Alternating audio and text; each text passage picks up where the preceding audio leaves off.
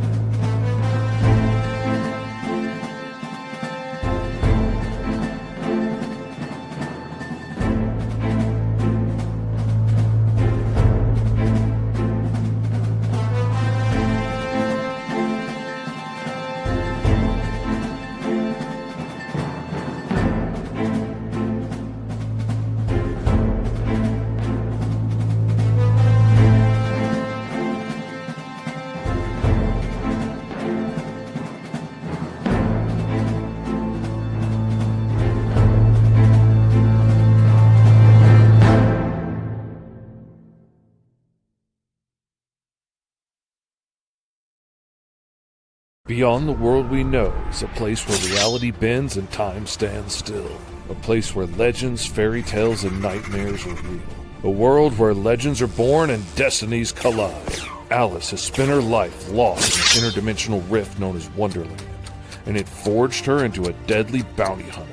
With her ancient clockwork guardian Big Ten by her side, they hunt the things that stalk the shadows of Wonderland.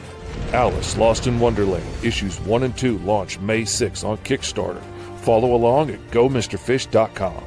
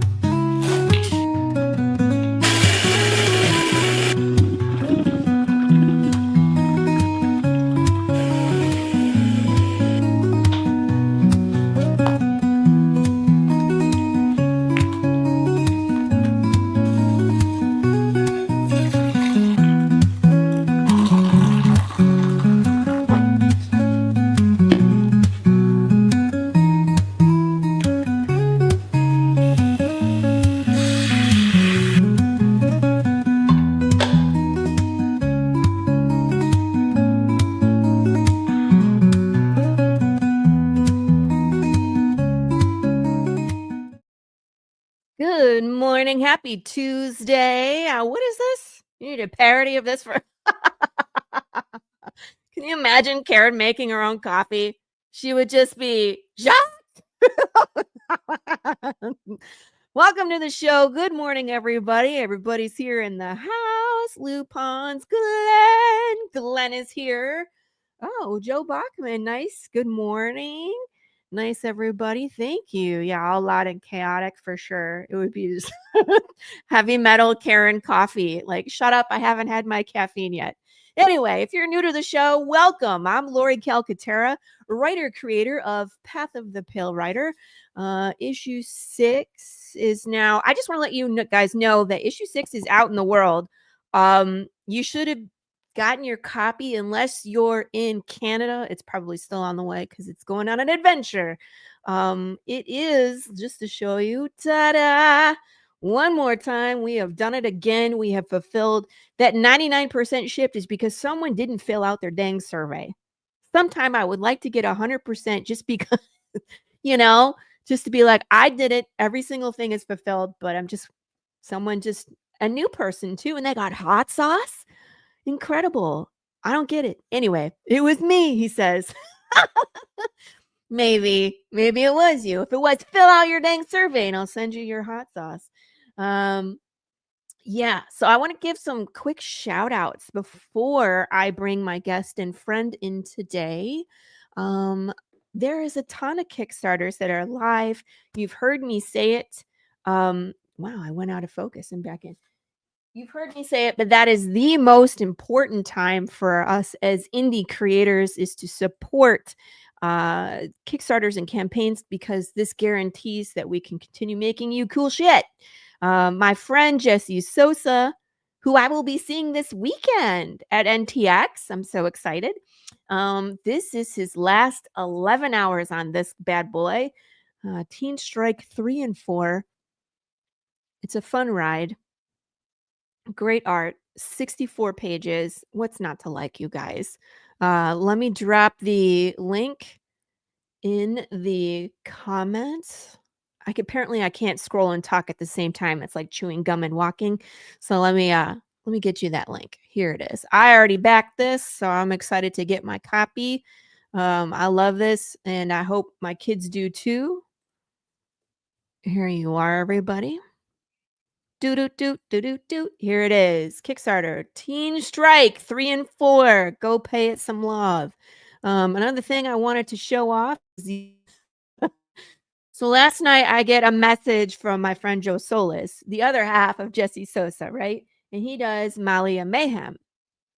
And he told me that the Possum Assassins had dropped something on my porch, and it was his book. So I got Malia Mayhem is here. I'm so excited. My kids will be excited for this one too. So I got issues 1 and 2. Well, it's issues 0 and 1. And I got all the goodies in the back. I haven't had a chance to go through them yet. So I feel like I have like a backlog of things that I needed to unbox, and I will probably do them at some point, just not today. So a couple dates coming at you. May 27th will be our slice and dice, and I got it is our rubber chicken. He's going to get tied to the vat saw, and we're going to destroy a watermelon. We still haven't finalized the name yet. Will it be Glenn Ree? Will it be Stuntman Mike? Could be. You never know. So we'll have to wait and find out. The other date is July 18th. July 18th, my friends. That's a Friday. And I'm going to be launching issue 7, the big one of Path of the Pale Rider. So make sure you are signed up for notification on that one because, oh my gosh, you guys, you don't want to miss this wild ride I'm about to put you through. I'm so excited to be here at this point. It was one of those, like, I never thought I would get to issue 7, but here we are. I cannot wait for you guys to experience issue 7. Here's the link for pre-launch. Make sure you're signed up for real. For real. Everything's going to change after this issue. That's all I got to say. Enough about me. Let's bring in my guest today, my good friend, Mr. Fish. If you have not met Mr. Fish, where the heck have you been? Hello. I'm telling you, y'all been living under a rock or something if you haven't heard of me. I'm on every show, everywhere, every day. That's what happens when you run a Kickstarter. You put yourself out there and it feels like you're running a marathon. It is one of those, Absolutely. my friend. It will flat wear you out. They don't tell you how much work it is to do a Kickstarter. Mm-mm. It is a full-time job. I honestly don't know how people do this, how they run successful Kickstarters, produce comics, like, write, and then, like, have a full-time day job and, coach soccer and lead Cub Scouts and are a Yeah, husband or a wife. Like, this is my full-time job to make comics. I don't know how you do this in anything else. I I couldn't do it. There's not enough of me to do that. I agree. And then even creators like John Westhoff and Travis Gibbs, they're like running multiple campaigns for Mhm. different properties throughout the year. And it's like planned out 5 ahead. And I'm like, you guys, I'm insane how Yeah, I many ain't got hats that you in gotta me. I wear. can You draw really can. cool pictures and I can make cool stories. I cannot do all that. I don't have that Yeah, level of but organizational skills. you do though, because you have 2 books that you're doing at the same time, right? So you switch back and forth between Oh Alice man. and the Green Zone, right? Between like I've got 3 regular series that I'm doing of my 3. own, though I'm gonna be focusing on Alice for the next several books. I am gonna get the Green Zone trade out by the end of the year, Oh my and god. then I'm doing other people's books. So I'm knocking out other books with this. I illustrated like 21 books last year, I think, Oh and my gosh. several of them were mine, but most of them were other people's. That's crazy. And it always astounds me the amount of work that we put in. And it's like people, I Hmm. mean, I hope they realize that you have to be passionate in order to Oh, do you've this kind got of to. stuff because otherwise you burn out, Oh right? man, like Hi, Michael Gardner. Hi, I welcome. work so much harder and work such longer hours now than like if I Yeah. was doing logo design. Like Yes. I when my for those that don't know me, I have Well, a hold on. neurologic. Okay. Yes, Okay. okay, we'll get there. But Hold on. usually on the brew, and I haven't had a chance to hear your origin story. I Mm. really haven't. So usually on the brew, when we have a guest on for the first time, I make you go back to the beginning and tell us like how you even got into this. Like, were you reading comics as a kid, or did you come into it as an adult? What were you reading that kind of influences your work? And then ultimately, what was it, Fish, that you were like, I have to do this myself? It's a funny story. Oh, it gets me. Let, Um Yeah. I could go all the way back to the beginning. You let's do it. see, back in the year of our Lord, 1975, in the last century, anyway, little wee fishy grew up surrounded by comics because my brother was older than me. He was like 8 years older than me, so there was always his comics laying around. And my mom had found out through him that like it was a good cheap way to like incentivize you to like be good at the doctor. Like if I'm good at the Yeah. doctor, we could get a happy meal and I could get a comic book when we go to the pharmacy to, get my meds or whatever. And it'd be one of those like $3 packs of that had like all the back issues in the little plastic bag, and I'd be super super excited to get that. But back then they had comic books at the pharmacy and the grocery store and the toy stores and everywhere. You could just pick them up wherever you could find magazines and stuff. Spinner rack, right?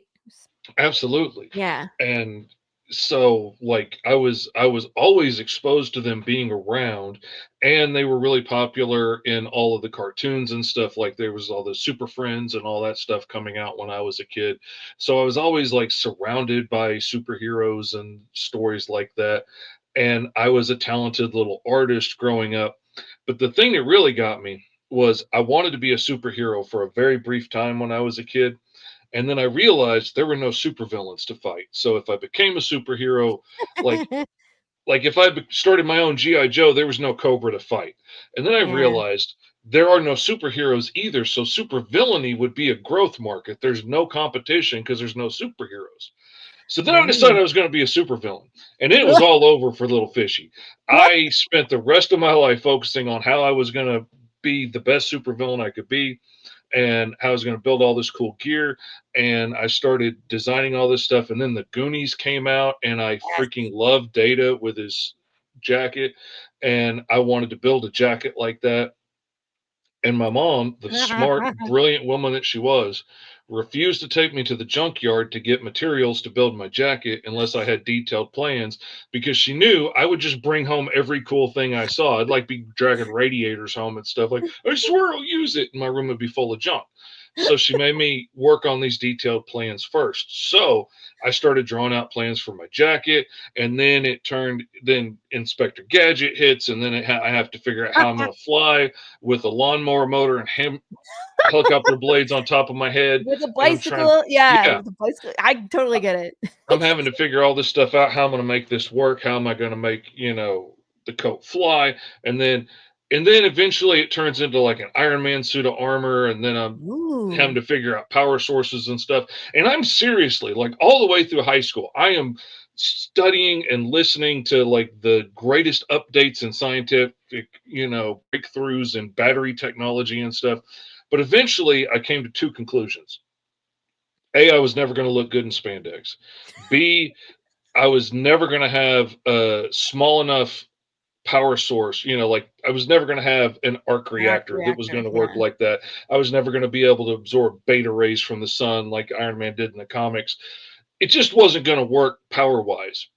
But by this time, I was really good at drawing this stuff, and I was Mhm. creative, and I was surrounded. I grew up around a bunch of amazing storytellers, just, you know, old country guys and drunks and grandpas and stuff that were really good at turning a trip to the pharmacy into an epic, fantastic tale. And so storytelling was kind of in my nature. Growing up autistic, it became part of the way I learned to communicate with people, and I could understand stories better. So storytelling kind of made it easier to talk to people, and so I hear that you. was that was a big part of it. I started making a living off of my art, like in junior high, drawing people's D&D characters, and I have always basically worked as an artist ever since. Like Mm. there was I worked in a gas station for a little while because I Mm. enjoyed the day-to-day work. I like talking to people and juggling cigarettes and skull cans and all that stuff. I like the work. But for the most part, I've made my living as an artist. Like I've done everything from T-shirts and signs to murals, and I did big giant fiberglass polar bears for Dixie Cafe. Made like 40 something of these things to put in Oh their my soda fountains when they changed all their bars over to ice cream soda shops. Um, all kinds of crazy stuff over the years, and then this mystery illness that I had my whole life finally crippled me and put me in a wheelchair for 15 years. And at 30, I found out that I had this neurological disorder that makes my brain misfire all the time and would send out mixed signals. And eventually it got to the point that I just shook constantly and I couldn't walk, talk, or see most of the time. And like I said, I spent 15 years either in bed or in my wheelchair, and it was tough and it was miserable. But That's that's during an that time, eternity, yeah. it's a long time. It's I a mean, long luckily I'm time. old, so it's not as long. But Gosh. so yeah, it Yeah, turns but out as that an I had, artist, that's terrible. Then you're locked in your own brain, you know what I oh mean? If you yeah, can't draw and you can't there was years that create. I couldn't hold a pen, I couldn't write clearly, I couldn't do anything. There were a lot of days that literally I might only be able to get one eye open and be able to work one thumb. Yeah. But I realized, with this little handy dandy contraption, I could talk to people online, and I ended up becoming an online Tourette's advocate for several years. And I would walk people through, like when their kids would get diagnosed with Tourette syndrome and stuff, and help them process it. And, like, no, your kid's going to be awesome. His life isn't over. There's very little chances like his life is going to get as hard as mine did. But, even if it did, I was still blessed. I have amazing kids. I have great friends. Mhm. I was lucky enough that I knew how awesome I was before it crippled me. And Yeah. if I had ended up in a wheelchair saying, 16, I might not It have would have gotten to been the point of different. knowing how cool I was and how much I had to offer and stuff. Yeah. So even when I lost like my ability to be a carpenter and climb ladders and do all the things that I used to do, go kayaking and all the stuff that I like doing, like I can't even go bike riding anymore because I'm too shaky to stay upright on two wheels. But Mhm. but I can still do a lot of other stuff. And at one point things started to get better, and with the right meds and the right treatments and taking care of myself better and getting enough sleep and eating right and stuff, it has helped me get down to where I was a little more steady and I could start to try and do a little bit of freelance work again. And I had to decide, what was I going to do with this free time? Was I going to go back into doing logos and stuff because that pays pretty well, but I hate it? What's up? Carrie said um hi to you too. Okay. Mr. Hello, Fish and hello. the Mighty Beard. Or like I thought about doing sculptures for a while because I love Yeah. sculpture, and I was like, I could build a YouTube channel and maybe build commissions and sculpt the latest characters that are in the movies and whatnot. But when it comes down to it, comic books store flat and sculptures take up a lot of room. So I Yep. decided to Yep. focus on comics. And comics really are one of my first loves. Like I love storytelling. I love the illustration. Like I love movies and all kinds of things, but comics are something that I can do myself. Like I don't have to have a group of people. I don't have to get a bunch of people to all come together on a Saturday and try and film a movie Right. and hope that they do a good job. And like it doesn't cost as much for me to, I could do it, most of it myself. I've learned out of Right. necessity because I live in small town Arkansas. There's not a whole lot of other people around with the same interests and the same hyper focus on the same, Yeah. rare skill set that it takes to make comics. And back in the day, we didn't have social media and stuff to connect with people around the world and make friends with people, like Laurie. And I mean, like my flatter that I work with every day now is in the Philippines. Like we couldn't do that 30, 40 years ago. Exactly. So I had to learn to do all this stuff myself. And now, the world had changed enough by the time I started trying to rebuild my freelance career that now you've got digital printers like Kablam and Comics Wellspring, Comics Impressions that can just whip out amazing professional looking comic books, and you can print one or you can print 100 or whatever you need. Yeah. And there's crowdfunding now, so you can get all everybody to come together and help get the book printed, and you don't have to have, like, the first time I tried printing the story that ended up being Alice Lost in Wonderland now 30 years ago, the local newspaper wanted like $10,000 to print 5,000 black and white copies. And when I was in my 20s with a young family and babies and stuff, $10,000 might as well have been 10 million. And there was no Right. crowdfunding. There was no way I was going to be able to raise that money. I'm not lucky Gosh. enough to have rich parents or an uncle with 10 grand and just say, yeah, here, follow your dreams, kid. So, Can you yeah. imagine? You still can't there's still no rich uncle giving you 10 grand Mm-mm. 30 years later. Yeah. No, I still never found that Oh rich gosh. uncle that's Nah, just I going to still don't give have that me his rich house. uncle either, don't worry. Lou says, "I can sympathize. I thought my art days were over when Mm, I got glaucoma and multiple eye surgeries." Yeah. Yeah, it's yeah. crazy, when I you think about literally, I've had to reteach myself how to draw 3 times oh my god. because, like, I learned to draw in ink and stuff by hand, and I taught myself to ink with a brush because Yeah. only because Todd McFarlane said it was too hard to do and it was too complicated. And I was like, I'm gonna show him I'm a Hold master my beer. just out of spite. And I got really good at it. And then I got too shaky and my arms thrashing around and stuff. I can't have an open bottle of ink around with the carpet. Yeah. So had to nix that. And I had to reteach myself how to ink with pens and stuff and make it look good. And then I had to reteach myself how to work digitally because my hand was still too shaky back then. And the digital tools that could help smooth out my trimmer just, Yeah. made it made me able to work longer. I didn't have to wait for those perfect little windows where my hand's perfectly stable. I can work all day now with a little bit of stabilization. Nice. And, now I can work See? 16 hours a day sometimes. But, Wait, wait, wait. We didn't necessarily want that though. No. well, That's a but little too that's much. the thing. Like, I could make per hour doing logos, what I make per day sometimes doing comics, but I love this work. This the work is Yes. my passion. This lets me use all of my creativity, all those parts in my brain, from the way I imagine scenes in 3D and spin them around in my head to my storytelling abilities and the architecture stuff that I've studied and technical perspective and geometry. Like I get to use all of it. Yeah. And I'm always working with professionals that are making their dreams come true and are excited and have experience hiring artists before and know how to ask for revisions and things like that. Or when I was doing logo design, you're always working with somebody new, starting a new business who's terrified to spend money on anything. And what if it all fails? And I loved the logo, but then I showed it to my neighbor and he said blue looks too gay. So now we have to change the whole thing. And then I liked it okay, and I Love showed it that. to my sister, and she doesn't like that, so now we have to change it again. Oh, I can't stand it. I know, and it's hard when you're dealing with a clientele that doesn't understand art or can't make up their own mind, you know what I mean? Because then Yeah, it's like this revision, revision, and uncertainty.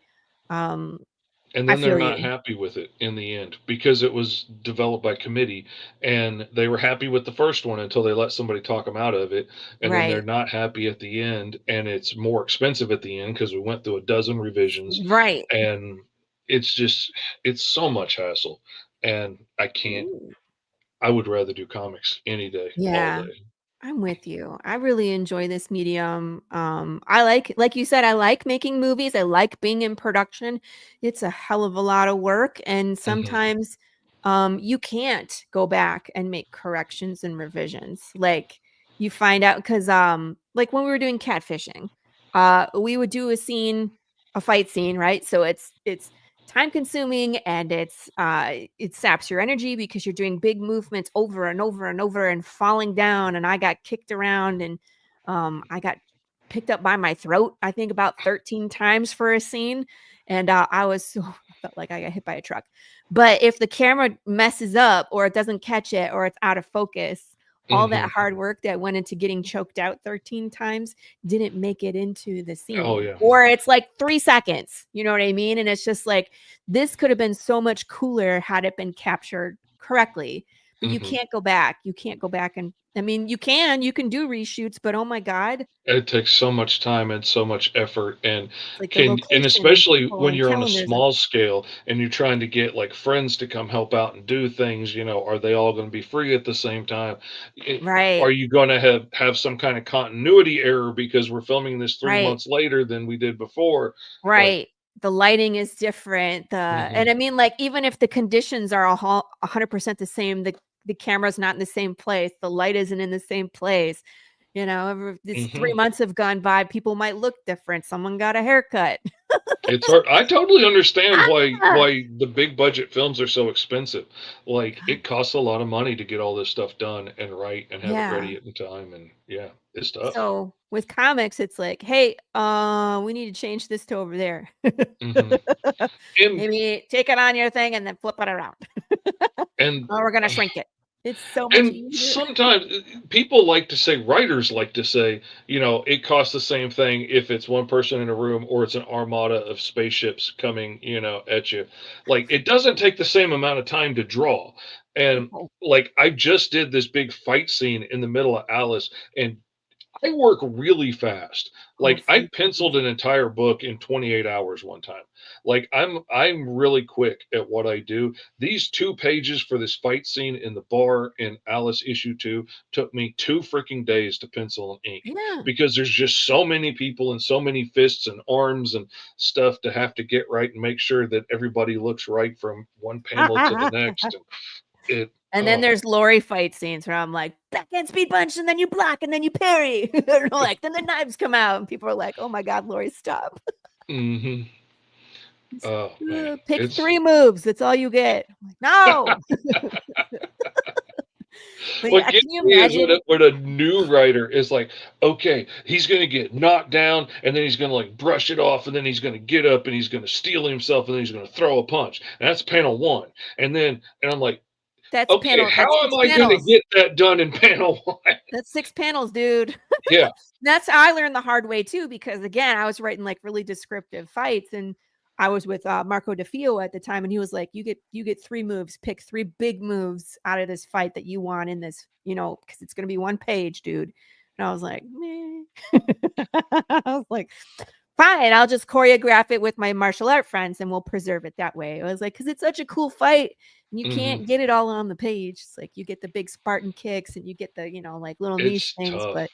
Yeah, it is what I'm it is. really proud of what I managed to get into like one panel sometimes, and sometimes I can combine like 2 or 3 panels of action down into one thing.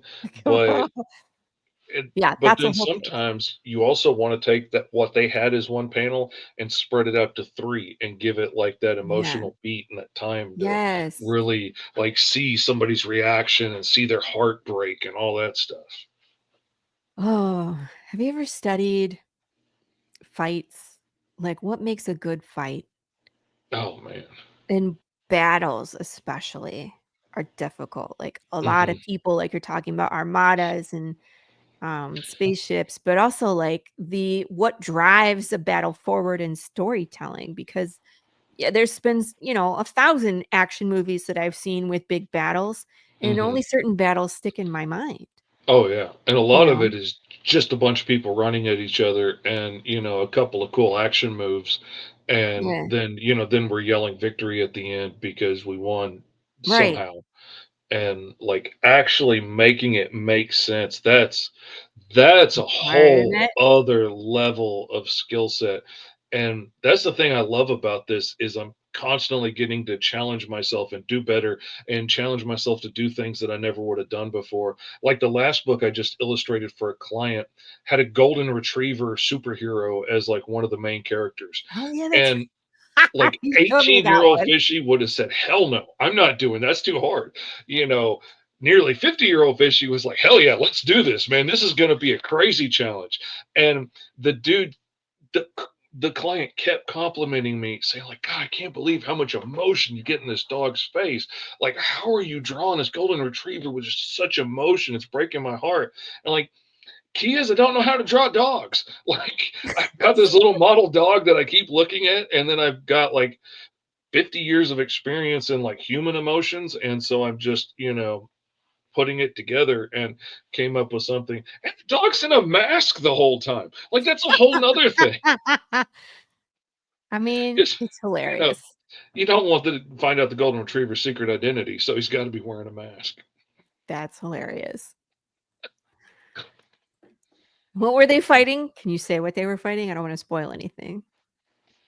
It is the hatchback, and it is a giant out of hatchbacks. It's- and the writer totally was just like, "Oh, this is a funny pun," and then I have to turn it into a reality, and then I have to draw this thing in like 30 panels in the background, fighting and stuff, and oh my god, it's so challenging. And then he puts it in the middle of downtown New York and calling out like specific Come locations and on. buildings, like not just big city. No, it is like this place, this street, this museum, and I'm like, it was one of the most challenging things I've worked on, and I'm super excited to see Gosh, it because then come you have to out. move the Because camera around and you're like, okay, what oh yeah, position is this building in now?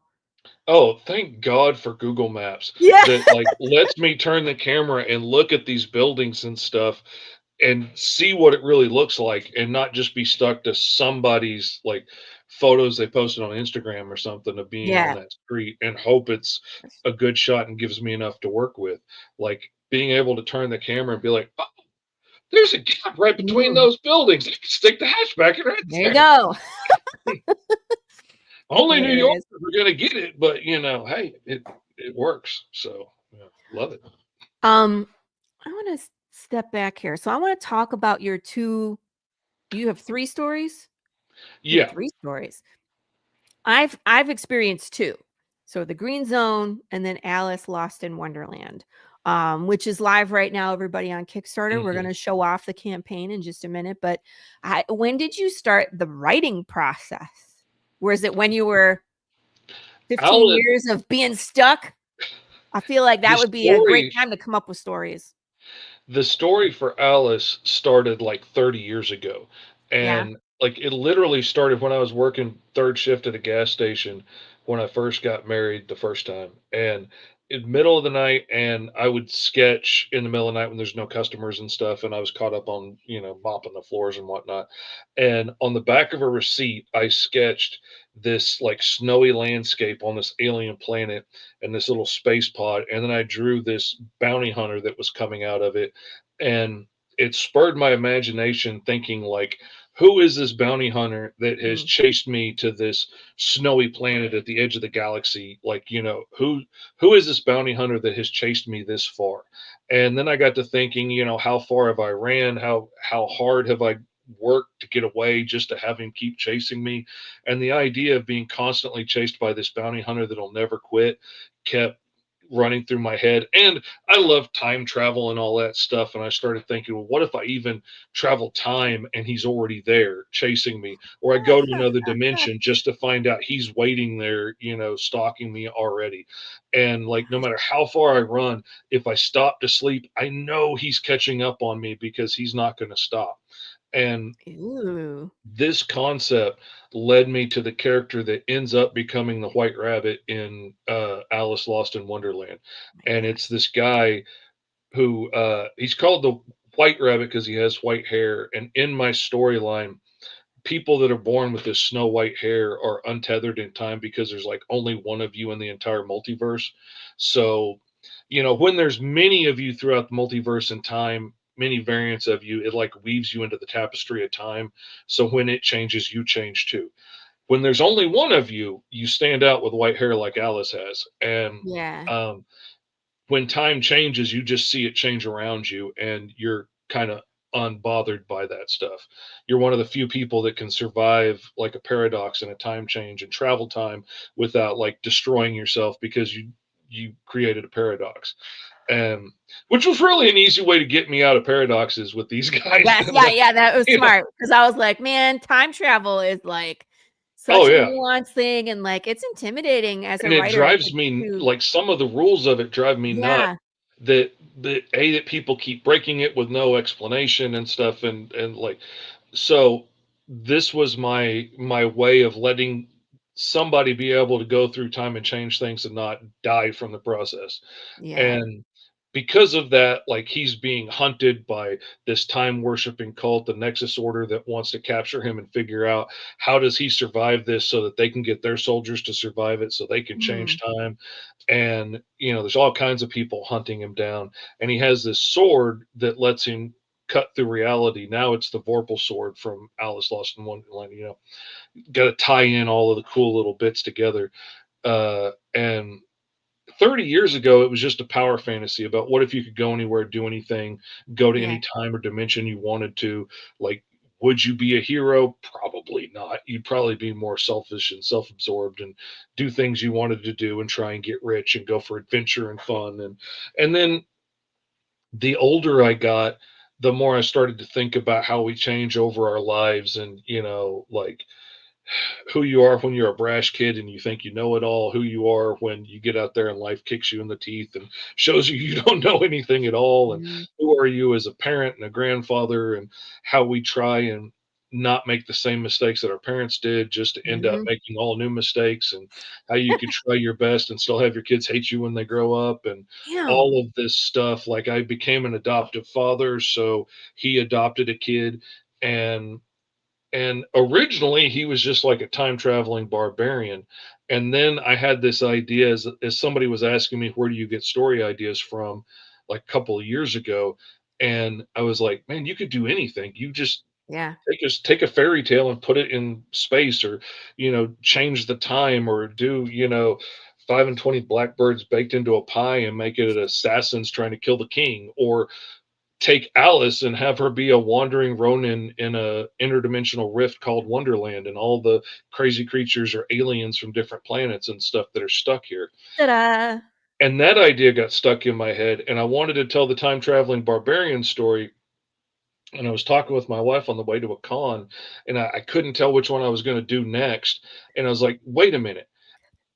as much as I love his adopted daughter Uh, in the story, if I cut her out and I put Atlas in that place, and then I turn the story around and tell it from her perspective, it gets really interesting. We get to jump to all the emotional drama baggage stuff that I wanted to get to eventually, and I get to put a hot chick on the cover, which, hopefully would help. And so I get to tell both stories at one time, and now I get to bring in all of the public domain cool stuff and this nice. ancient automaton that I had been working on a separate story for becomes the Tin Man and gets to be her sidekick in the story. And now, you know, all of the different characters suddenly fit all these archetypes so quickly and easily that I'd already had going. And now, now this interdimensional deal maker becomes the cobbler, and this criminal Mhm. warlord becomes the Queen of Hearts. And wham bam, everything just fell into place. And Awesome. How it just kinda all fit, you oh, know what I mean? yeah, Where it's just very easy for it to, fit everything just together. came together, and I still Yeah. get to tell the cool stories. Still gets to be an awesome, badass bounty hunter and kind of a little bit of a villain, which I love. I've always wanted to tell a story from the perspective of her. Like, by this point in her life, she really hates Rabbit, and she's been trying to take him out for a while, but she can't catch him. But we also get to go back and we get to see bits of like him taking care of her when she's little and when she loves him and teaching her how to survive in this crazy world, this crazy interdimensional rift, and teaching her how to go, where to stay away from, and all this stuff. And now we get to see her living this out as an adult as she's trying to Mhm. track him down, and oh, I just love it. It's Sounds so like juicy. a complicated relationship. It is. But then aren't most of our relationships with our parents and our kids and whatnot. Yeah. And I really, it comes from like, I had a lot of my friends that ended up becoming dads really way too early, like, Mhm. teenage years and stuff, Yeah. and try their best. They were buddies at best, that would pop in sometimes and take you out to Disney World or something and have a big time for the weekend and then drop you back off at grandma's house and disappear. And so he kind of ends up in that role. And like, she really loves the time she has with him, but the older she gets, the more she starts to resent him. And then things happen that really make her hate him. And, why could you give other people what you couldn't give to me, kind of stuff. Mm. And Yeah. he tries his best, but, his best isn't always good enough. And things happen, families are difficult.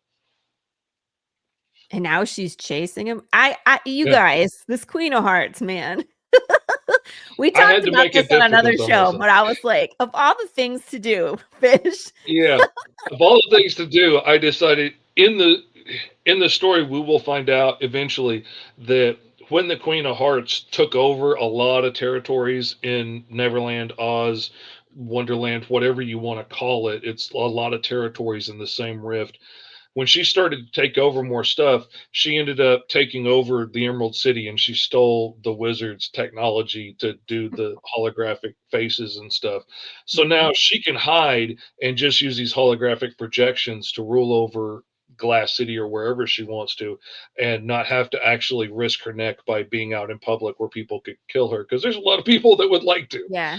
And so she rules with these holographic projections that are, have to all be pixelated and have to be, because of my OCD, they have to be in like circular perspective at the right angle and stuff, which is really has been a real challenge. But, if you're not doing the most, what are you doing? I mean, I love that you're challenging yourself. It's not the easy route. You Oh, know what I mean? no. This is Oh, difficult no. stuff. Perspective and pixelated in a cylinder in space. Like, come on. Hmm. Oh, yeah. Like Uh, her yeah, I like what garden you're doing. tower building, has to be a cylinder because, why not make it hard? It couldn't just be a nice square building that would be easy to do. You know, Right? you got to make it challenge. All right, let Uh, me ask you a technical question here. So you yeah. have a GIF that says the Hmm. pages, but it's a header. And how Hmm. did you get the menu up here to say the pages if it's a Now, GIF?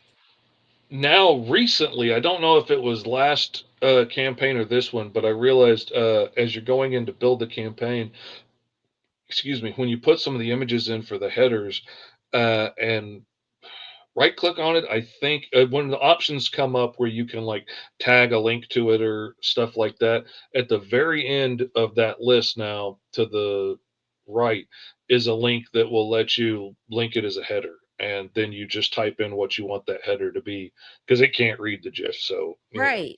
Because I so wanted to do that mhm. before, but then I also like this Yeah, very I easy love that menu where being you can able to click. click to Yeah. write what you want. Yeah, I love it. Exactly. And after several Kickstarters, I have so many moving parts at this point. People need to see like what are the add-ons? What are the t-shirt Mhm. options? Because I have 12, Yeah, stuff like like I'm that. already sold on Path of the Pale Rider. I don't need the like, sell you part Yeah. because I'm already gonna buy it. So what are the tiers and what are the What's add-ons and stuff Right, that I what's can get? new? What's exciting? Show me Mhm, what the stretch goals are because I wanna see what Laurie's doing because she's crazy, stuff like that. So, mhm, I mean, like, these I think are super important for, especially to campaign creators that have been around for a long time. So that's why I was like, "You did what I've been trying to do." mhm. It's like, "Share your secrets." Oh, yeah. Yeah, I was literally watching somebody on a show. I don't know if it was somebody talking to you or I thought it was. It could be another show, but somebody was showing their campaign and they had GIFs for the titles there, and I just had images at the time, and I was like, "Oh crap, I'm stealing that." Yeah. I could fixed it Well, and I think it was re-uploaded Rich them. Davis was on last week, and then, like, Yeah. right at the top of his page, it like, kinda like how you did, he had, like, a GIF that was going, and I was like, "This is smart because it's moving." You know what I Mhm, mean? Right at the beginning, it catches the eye, and so that's what I was trying to do too. So I still have, like, my cover art, but then I have, like, do you like mhm. where you're trying to like take your story and compare it to existing properties. Yeah. So it says, "Do you like" as a banner, and now I animated that. So it's like Mhm, Fallout, Walking Dead, uh, I forget, um, Cocaine Bear, and Good, Bad, the Ugly. So those 4 images kind of play in a loop. So I was like, mhm. that kind of works. So, but I like using GIFs. I think it's smart. Oh yeah, I saw somebody, my buddy Kyron on one campaign, like all of his reward tier images in the main story were gifts, and it would have like the books fly in, and then like $35 or whatever.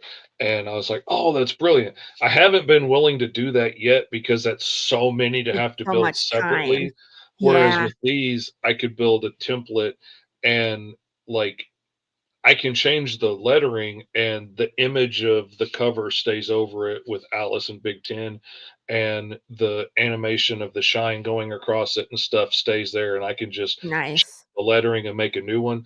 I like it to be easy, especially when you're doing a Yeah. whole bunch of them. And so I haven't been willing to animate the reward tiers yet, but eventually I probably will. Yeah, I think I did a couple for something. I animated, like, over here on the right where you put the Mhm. image in and I was like, "This is a lot of work." Oh yeah, it So is, and I I love doing it, but also like I got to make pages and stuff. So right. I got Yeah. client work that has to get done. I've Yes. got I've got to finish this book, which isn't an issue. I'll have it finished before the money gets released by Kickstarter. I'll have it finished probably before the campaign's over. But Yeah. it's all I'm doing now besides pitching it and going on shows with awesome people and talking about Kickstarters and how we do cool stuff like this. Um, This is nice too, so people can see, like, what it would look like in your hands. mhm. I like this mock-up, it's very nice. Yeah, and Did that's you do just the this yourself? 3D. That's the 3D print preview from Clip Studio, Oh, and, like, when you do all the pages together in one book, it'll give you a 3D preview, and I'll open it, and it'll, like, flip pages and stuff, and you can see how the page turn reveals will be. It's actually those last that's 4 great. pages are out of order, but I was hurrying up to get pages with finished colors for the campaign, and those are the 4 pages my flatter got me, so Yeah, actually, that reveal of Alice with the sword will be on the other page as a page reveal when you turn, you have that splash page. gotcha. But for this, it works so that you can see, Yeah. what the colors look like, and we get a shot of Alice when she's young and she's on, an adventure with Rabbit, and we get a little sneak peek there because she's actually wearing like Big Ten's clothes that he'll have later on. Like Uh, she's got his vest and gloves. So obviously this is gear that she Rabbit had with him, and at some point she gets Big Ten by her side and dresses him up, and so it's a neat little sneak preview of that. The mini Cool. comic that comes with this also shows like the first time Alice meets Big Ten when she's young. And Mini comic? oh yeah, like do I have one? Oh yeah, I got one right here. Yeah, Where like did it little go? like He-Man sized mini Look comic, how cute it little is. bright, yeah. But it's really cool, and it has Buster, who's another character with the white hair. It's so bright though. I'm trying to get Yeah, it where it's not there it a is. reflection. But it's got young Alice and Buster going on an adventure. Uh, Buster has just like the hilt of the sword left. Like Rabbit has the full length sword, Yeah. and grown up Alice has like half of it for some reason, and Buster has like just the hilt, just the little tip of it left. But he picks her up when she's little, and they go on this adventure together, and they go. Yeah, Oh, it's it's in hard to see. color. Are you printing these at home, Fish? Oh yeah. Yeah, That's these are amazing. printed on glossy paper and stuff, which is part of the problem. The gloss makes it so shiny that Yeah. um but yeah, it shows that first adventure with Alice and Buster, and they go and they take on Captain Hook in Neverland, which is this place full of toxic clouds and there's no ground, so there's no place to land, so it's Oh gosh. Neverland, and all the Uh-huh. pirates and stuff are there, and it's mostly populated by kids because it's so toxic that you don't live very long, and if you do live long enough you end up becoming a pirate, and so yeah, it's ruled by Captain Hook, who's in rough shape, and Ooh, it's a whole thing. Oh, it's so much fun. I love it so much. This is the story. This is why I got into comics, was to tell this story. I've been that's working on awesome. this for 30 years. Like it's all kinds of interwoven time travel stuff and lots of going back and forth and doing this, which happens here, and did this and created that. And this person's hunting you down and you don't know why because you haven't pissed them off yet. And like, all of this stuff. Like, who are you? When did I piss you off? In the Yeah. future? Oh, good. It's Let's one of fight, those I guess. stories you will always be able to come back to, like the first issue, 5 issues, 10 issues, 20 issues from now, and go back to the first issue and be like, that's what that is. That's who that is. That's what that Yeah. is in the background. And, oh, that's what they were talking about. That's what that meant. And, nothing that like derails the story of like, I don't understand what they're talking about, but just all these little clues that are being laid down that are going to continue to pay off forever because I love that stuff. Like that's the kind of stuff that brings me joy when I'm Me too. watching like Doctor Who and stuff, and he's keeps throwing out random words like the Shadow Proclamation. We don't know what that is, but then like a couple seasons later it pays off and you find out what the Shadow Proclamation is, and it's cool, and it's oh yeah, that's why, and oh, that's how River Song got her name, and like all this stuff. Just I love those things. That makes me excited, and that's the kind of storytelling I like to do. And this is why Fish and I are friends. This. Because that's exactly my attitude as well. That's how I write. And it's like I give you all these tidbits and eventually it's all gonna pay off if you pay Hmm. attention. And I'm passionate about that. And I love reading other people's stories that they write like that as well. Cause I'm like, I'm looking for things. You know how many times I was like, but this, and when I was reading the Green Zone, I was like, but I don't trust this. And this guy, like everybody else says this guy's an a-hole, even though he's acting real friendly. I was like, it's coming, and I know it's Oh coming, yeah. ish. Oh man. So I love that. Oh, I love reading stories and being like, this is what's coming, and I can see it. I had so much fun at issue 4 because like people would be reading it and they'd start messaging me and they'd like send me pictures and like, this guy seems like he's nice, but I don't trust him. I don't like this guy. I think something's up. And then a minute later, it's like, I knew it. Yep. Like this guy. Yeah. Oh, I loved it. I absolutely loved it. So that's why But Fish and I are friends, everybody, because mhm. we just get really excited and passionate, and it's like, Oh, and the "Heck yeah, puzzles man." and the stuff, all the little extra stuff.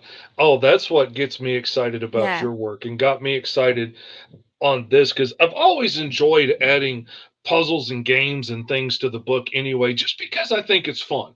Like on the other series that you haven't read, The Mighty Caw, the Cro-Magnon, um, yeah. it's just like bloody Saturday morning fun. Like it's just this big bird barbarian killing his way across the galaxy. And then, He's like a he gets bird? attacked by these You have a bird hellhounds of head? hyperspace. And one of Fish, their do you have a bird head? he has he has giant wings. He's got feathers for body hair, so he's got like long feathery hair, and then he has this mask that he wears that has like a beak and stuff on it.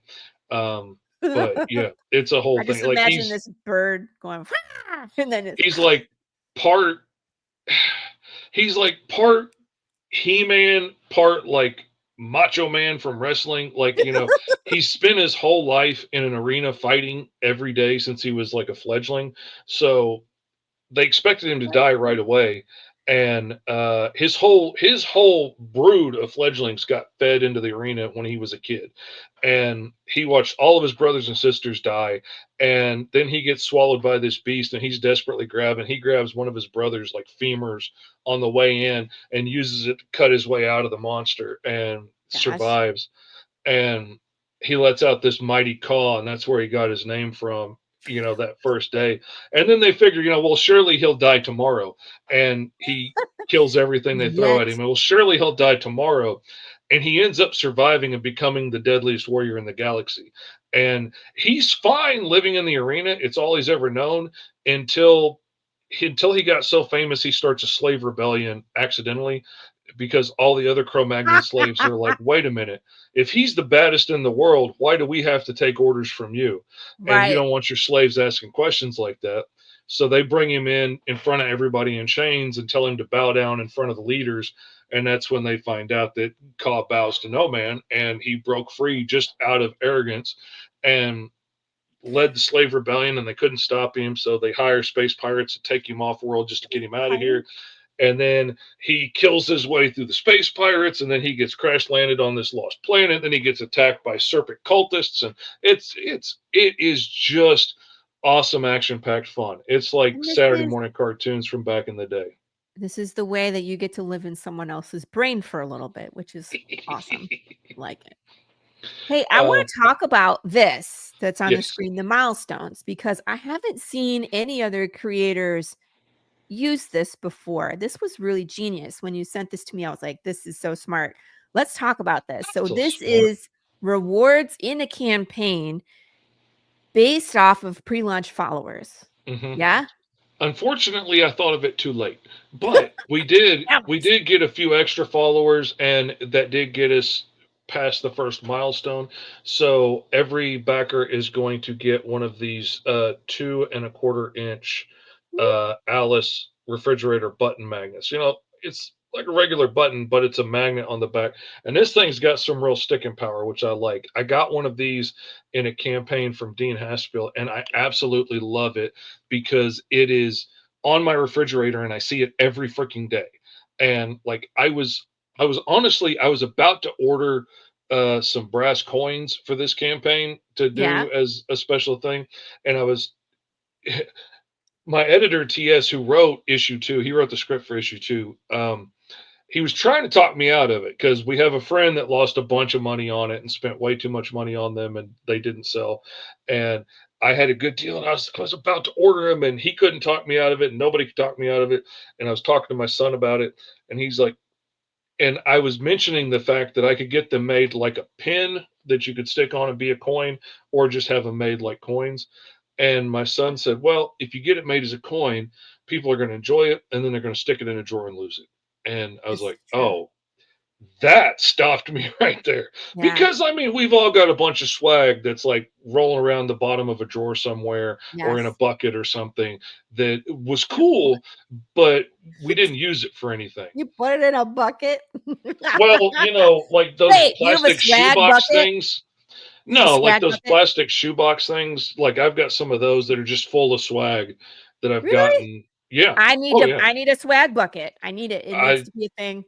I finally like took a bunch of the stickers and put them on my computer, Yeah, but that's what I do too. They're all for a over long my time they Yetis. was just all in this bucket, and so yeah, it's my swag bucket.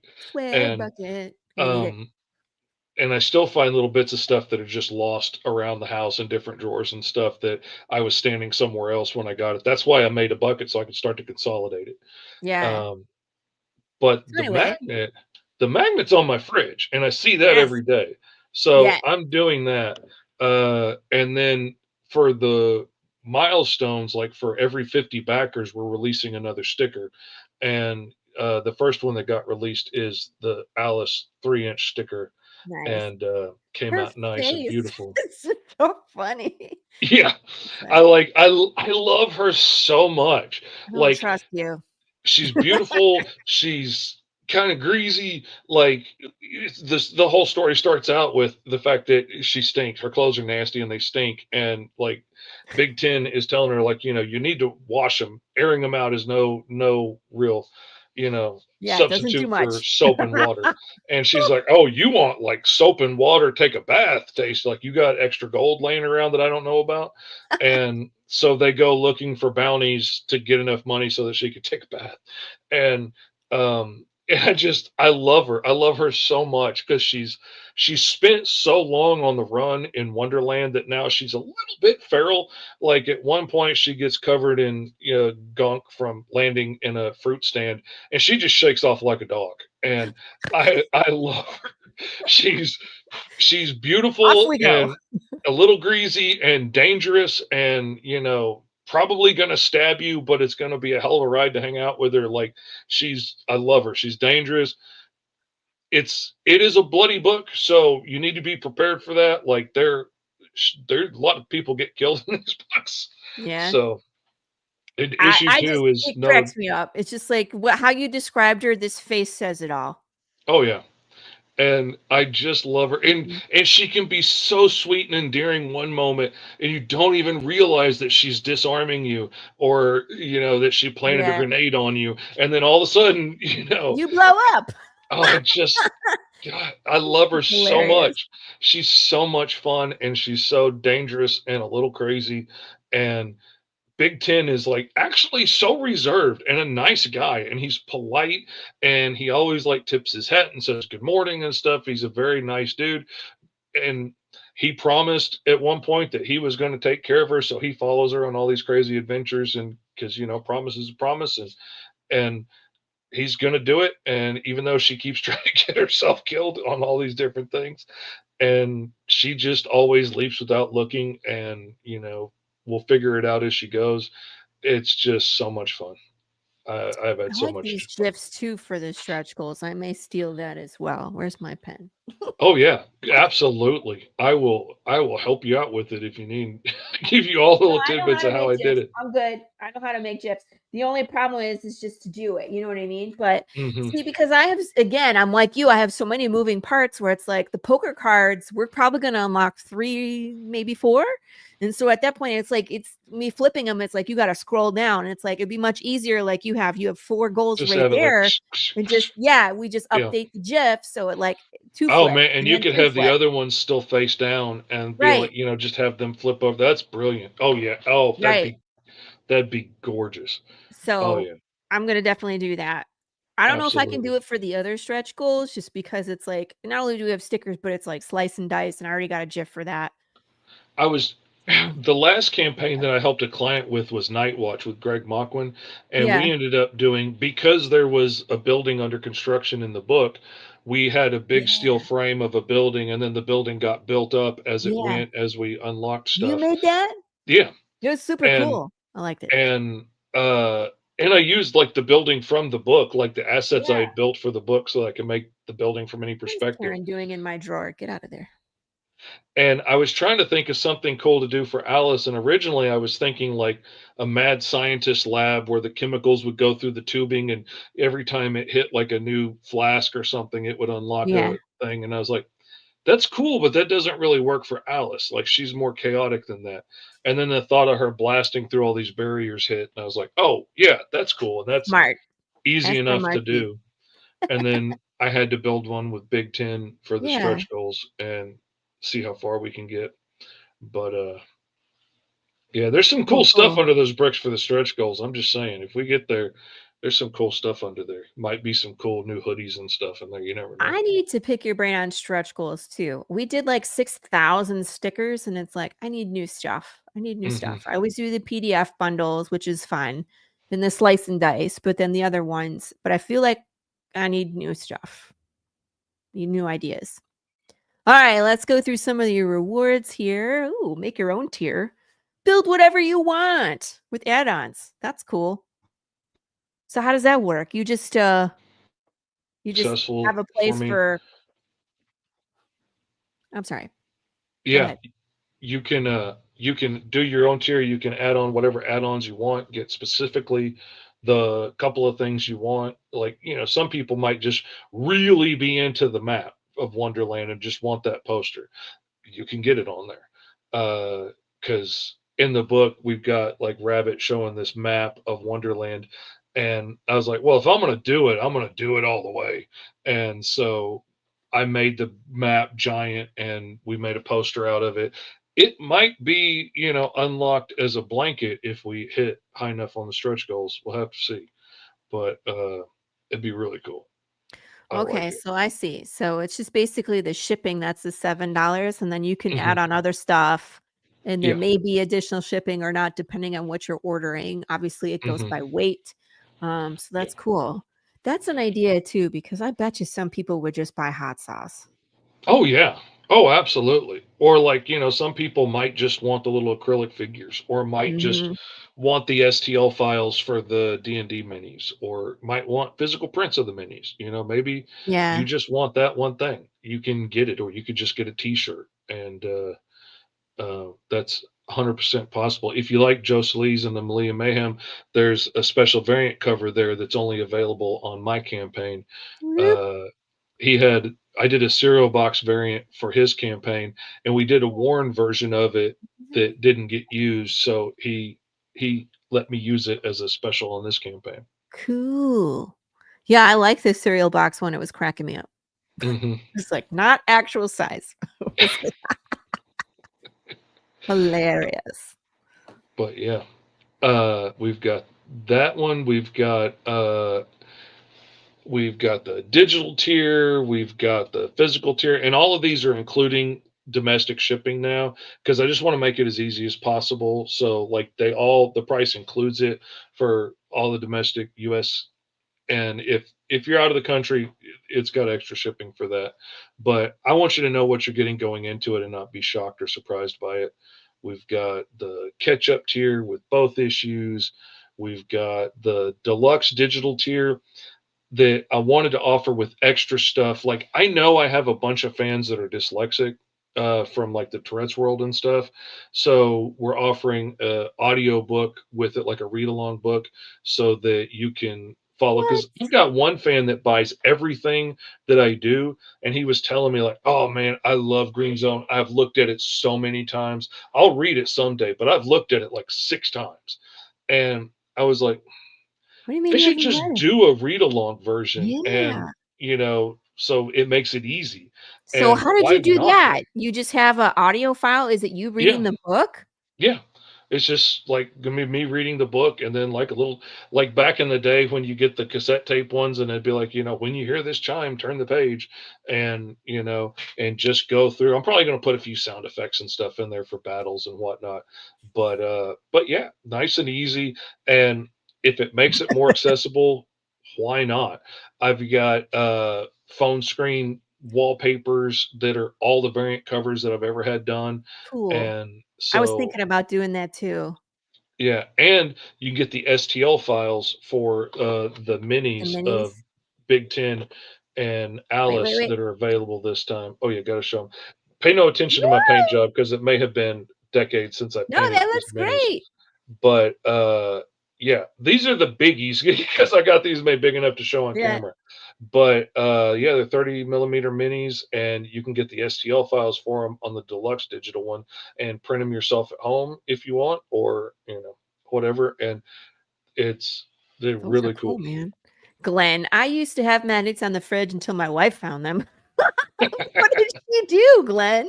That's are they in the trash or did they get sent to your office? That's my question. Oh my gosh, what I've been missing comments. We've been sorry. Hope to start catching. Oh, great. We're great. Ah. Yep. Okay. I hope you have a good day, Joe. Sorry if we didn't catch you before you left. I've been shopping. Sorry. I was like, need to see all the bells and whistles. And this is Mhm. again, you guys, I love having creators on the show because it's my opportunity to learn new things and ask questions and see what else is cool and maybe adapt it to path. So I love it when someone that's creatively challenges me, like fish, where Oh it's just yeah. like, That's now I what I need an love audio. about you. As soon I as need an as soon audio. as I crossed paths with you, I was like, "Oh yeah, this is somebody I'm keeping in my circle Yeah. because you do so many cool things that I wouldn't have even thought of doing, like the wood covers for your books, and that fits so well with the theme of your book." Mhm. And I'm like, "Oh, that's brilliant." And I was like, "Yeah, this is absolutely somebody I need to keep around and pick her brain." Um, Sorry, Glenn. Wah, wah. poor Oh, magnets. no. I've got them stuck to my mic arm over here so that I can see That's a good because idea. I kept talking about them on shows, and I'd be like, "Oh, it's Yeah, on my refrigerator, though, across the house." can't show So, I you. brought them in here so that I Alright. could actually pull them up and show them to people. Yeah, that's a good idea. I got a mic arm I can stick things to. Mhm, I need to do another magnet. Everybody wants and Big James and, Sad Pancake merch, so why not? mhm. T-shirt. Like it. Yep, I'm releasing a new T-shirt this time with the Alice in Wonderland logo. You can still Cool. get the Alice in Wonderland shirt from the first issue if you want. Uh, they're still available as add-ons and stuff, but this is just the new one that I'm releasing this time. And then we got the digital swag pack that has like the entire digital library, 16 books, the audio follow along files, extra wallpapers. It has the STL files for the minis and the Mighty Caw, the Cro Magnon mini thrown Cool. in there as I well. see him So, down there in the corner. Look, you guys oh right over yeah, there. lots of extra, Woo. lots of cool extras. I've been really surprised how many people come in each campaign and get the entire library because Awesome. somebody new finds you every time. Yeah. And like I've had to upgrade and start doing bigger boxes just because like I I beat what I can fit in Gemini mailer anymore. Like Yep. 16 books just isn't going to fit in there safely anymore. And to be able to send a poster and a t-shirt and minis and stuff, I got to upgrade to bigger boxes. It's the hoodies for me. So, Oh, like, I see, had someone order t books. I mean, like, books are flat, right? Hoodie and a hat. No, I could fit books and hat, and I could fit books and hoodie, but books, hoodie, and hat would not fit. I was like, "Ah!" So yeah, that was fun figuring that out. yeah. This will be the first time to do a hoodie if we hit the stretch goal. I hope we do, but Ooh, Um, and I'm really excited about getting the poster made with the map because like I went into hard details that's on this cool. map. I spent like several days working on this map and adding in all cool little places that are going to show up in this issue and future issues and stuff.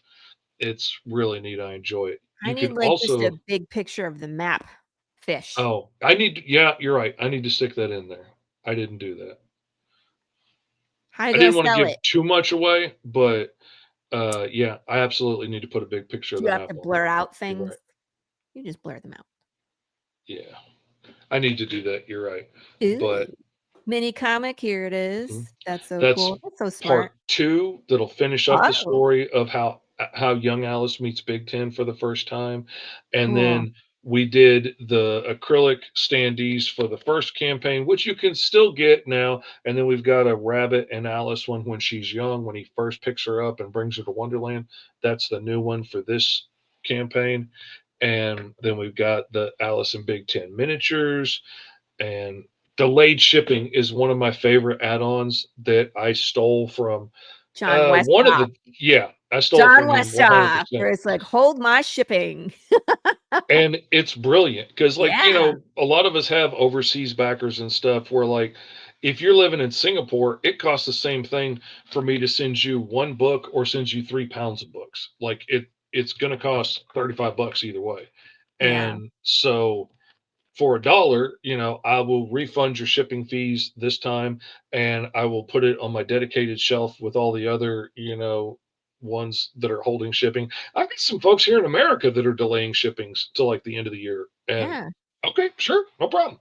John does And it. I mean, like, again, if you're backing, 3 campaigns, 5 mhm, campaigns a year, save on that shipping, and instead of paying 5, 10, 15, 20, $25 for all those separate shipping, put it all in one pack and pay $7. mhm. Yeah, absolutely. So yeah, that's That's available this smart. time. And if you change your mind down the road and you want to suddenly get your book shipped to you, hit me up. We can arrange shipping and I'll get it sent right out to you. I've got them sitting over there on the shelf. All I got to do is print out a label and send Yeah, them out. They're boxed up and everything. cool. I'm not doing that. No, I'm not going to. Maybe once my new office is set up and I have a space for it, I'll consider that, but right Oh now yeah, it's I like, added new shelves over on the wall and stuff just to handle all the new yeah, stock and stuff that I'm having to store because it's starting to get kind of crazy with like yeah. 16 books. It's adding up, and I'm gonna have another probably couple issues of Alice out by the end of the year and the Green Zone trade, and so yeah, it's just gonna keep going. Mhm. So I need more storage. More storage, please. Hmm. And then we've got all the Ooh, standard add-ons.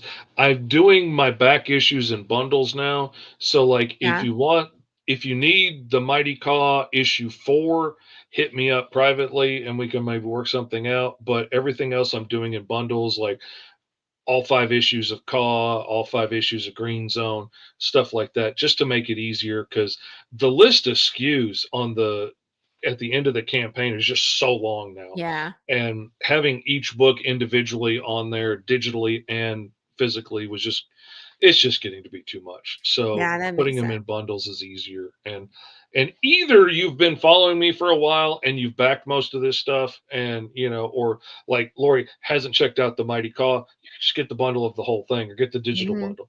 mhm, Or you're finding me for the first time, then you're going to want to check out all of Green Zone, and so it's mhm, just easier to do it like that. You can get absolutely. all of the T-shirts individually, at a new lower price now. There's a mini comic bundle of all the earlier mini comics that I have. There's the Alice and Big Ten standees. Cool, There's digital commissions like single character or a pinup or cover that you can get at a great price, and we'll do it on the live stream, and you get the digital files and the time lapse video and all that. Or you can get original line art. I don't have anything handy nearby, but those are some things I've done on SketchUp with Mog and Mel the last couple of months. And you cool, can get whatever you want on 11 by 17 sketch, and I will draw it up and ship it out to you, nice and very flat and cool. everything. Nice and flat, that's always key. Hmm. Super cool. Do, do, do, do. The printing, you're in Arkansas Yep. Graphics. Yep. I Key. honestly, I looked all over the world, and Arkansas was the best price I found to get my books printed. Mhm, And so I am getting them printed an hour down the road, which is freaking awesome. that's And they're going to amazing. deliver them right to the house. I don't have to pay for crazy shipping and stuff, and I'll be Right? able to get them quicker and get them out to people faster. So I'm looking forward to it. Yeah.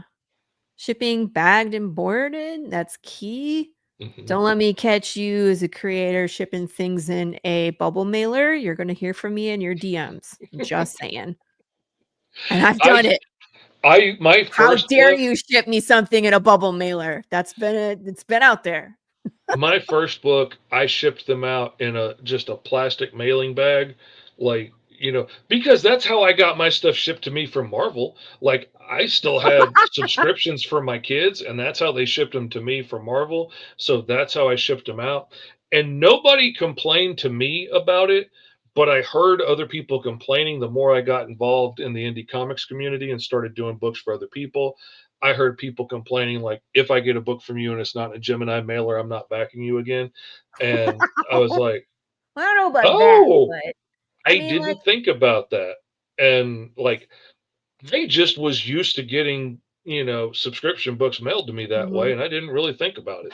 And so, but like I know how picky we are as comic book, enthusiasts and Yeah. collectors.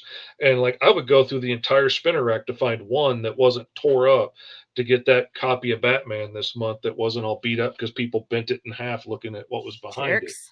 So like, yeah, I get it. I love your little caricatures, by the way. I loved mine when I came on your show, and I was like, "Wait, that's me." I was like, "That's awesome." I try to. I try to as These are much as like great. if I have a heads up long enough to know, I Mhm. try to get it done. And My that's my new buddy friend TS, TS. who's been editing my stuff for a while, and he really helped me as I was prepping for like this 6 issue arc of Alice.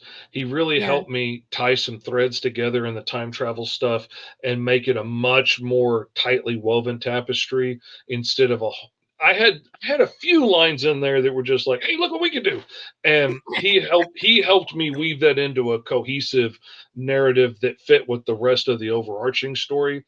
And when it came time to start working on the script for the second issue, I was, and we were working on other projects together. I'm illustrating a book for him right now.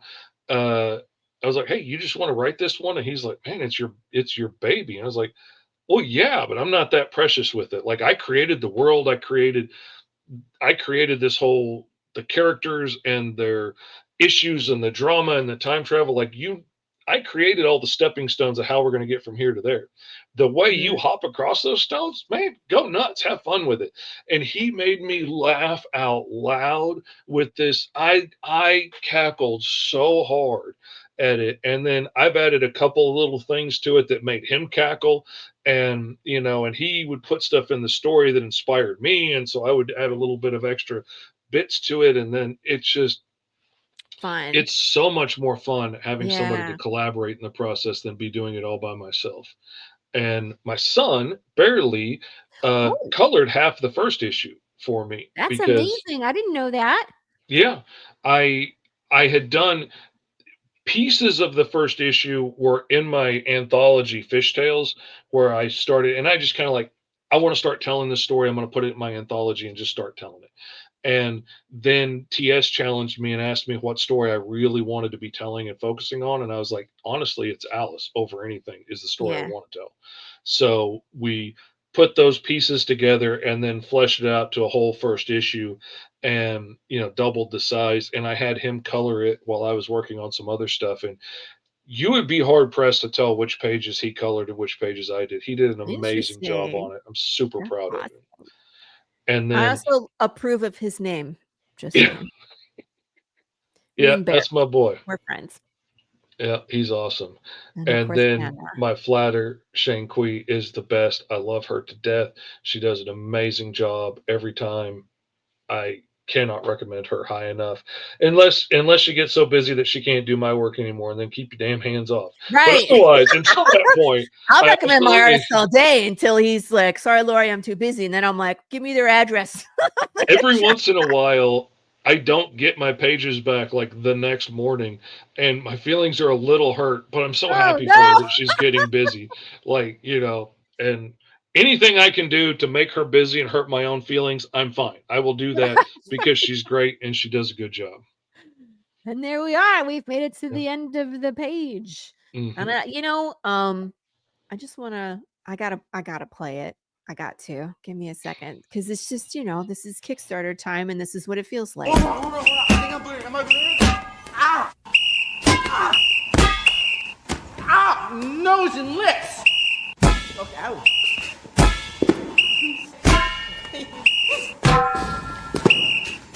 Ah! No, can I... Ow! Ow! Ow! Ow! Wait! Ow! Ow! Ow! Please, Mr. Oh! Oh my God. That is so painfully honest and accurate. Accurate. Oh my gosh. I have spent so much time making posts on Facebook and stuff for these campaigns and looking back at like all the data pays back very little. And returns. Like I feel like two people that came over from Facebook for all of the posting on it, but got to keep trying, got to keep working, find Have you those things ever that work. have you done the meta ads? I have tried it in the past and I have Mhm. never had any success with it. Me Like neither. the Me neither. most successful campaign I ever had with meta ads, and I was trying to figure it out on a small scale, see what works, like figure out where to invest my money in or how to invest it. But Yeah. like the biggest one I did, I think was like $250 or something. And I think Wow. it brought me like two more followers to my professional page or Followers. something. Like that was it. Didn't get me any click through links to what I was trying to get them to. Nothing. That's the thing. I want to talk to somebody who's figured it out and knows how to make it work. Just Yeah. if you can point me in the direction of what I'm doing wrong.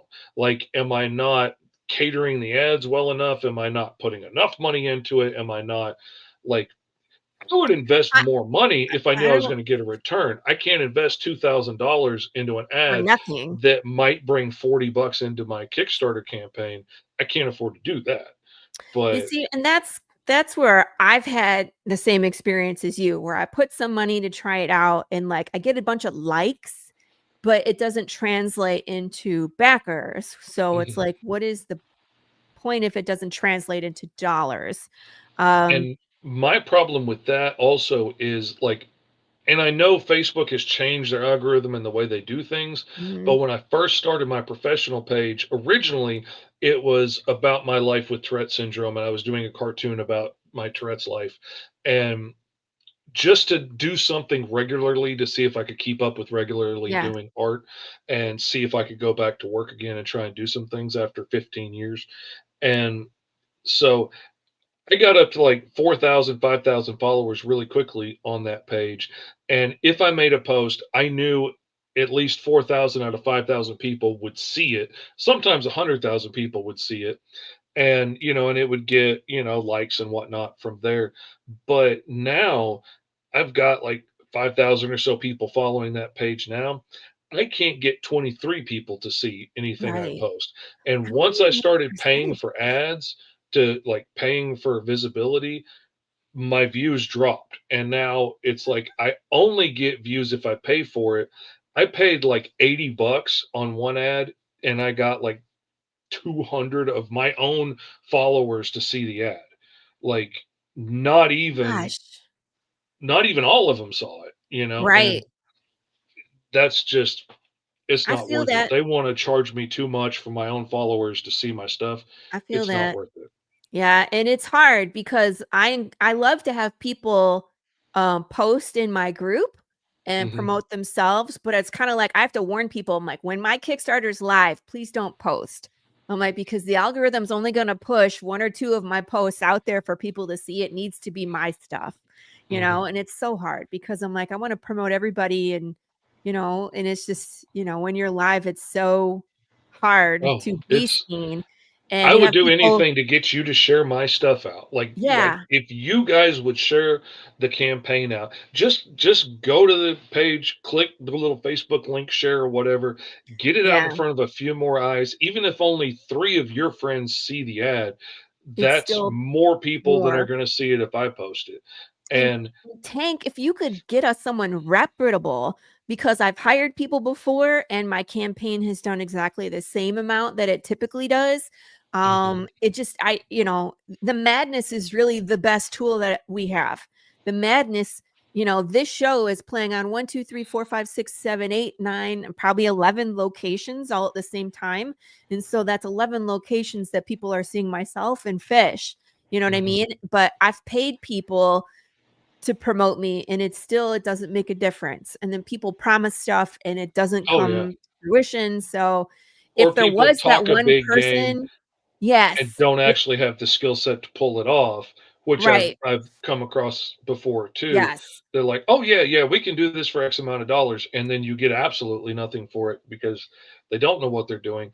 And like finding somebody that knows what they're doing, has the skill set. If you can give me somebody reliable, I will jump on it.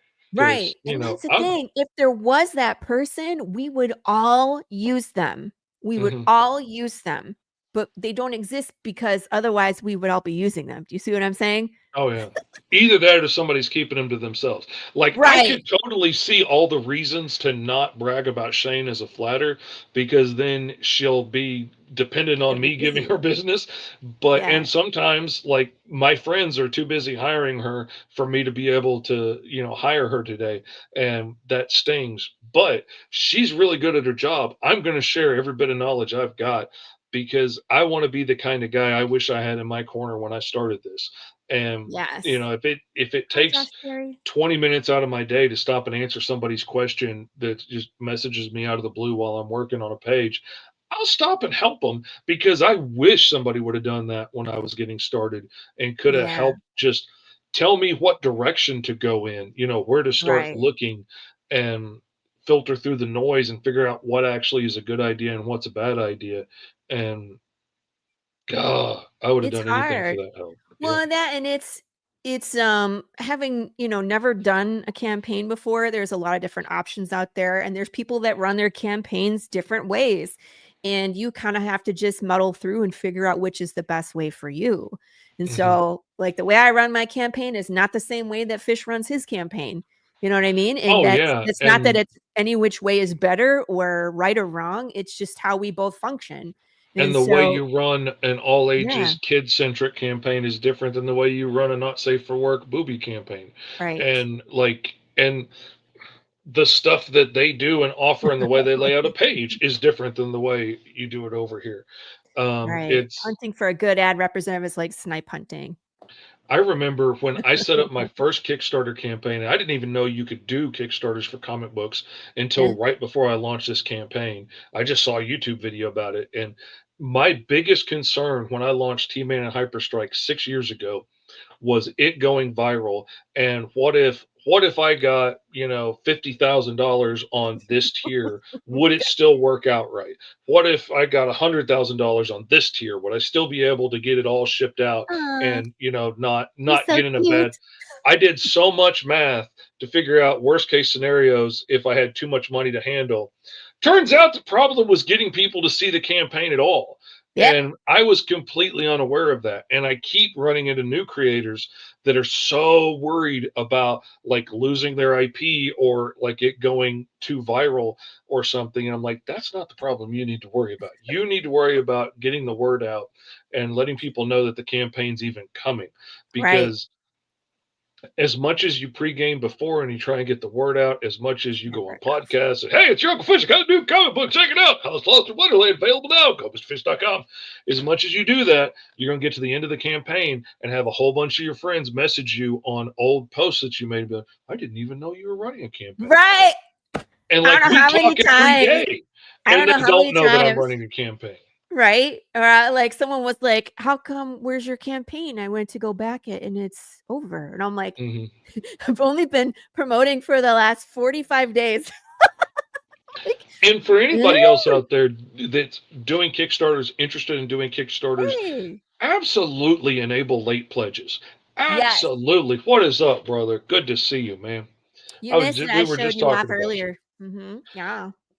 Enable late pledges, at least for like the Yeah. physical and the digital books. It doesn't have to be for everything, but I got like 16 backers or something on the last Amazing. campaign that came in late and, that just saw podcasts and stuff later on or saw my post later on and went and followed it. And the pledges were still available. And that's like 16 more sales that I made, 16 more people get to check out my book.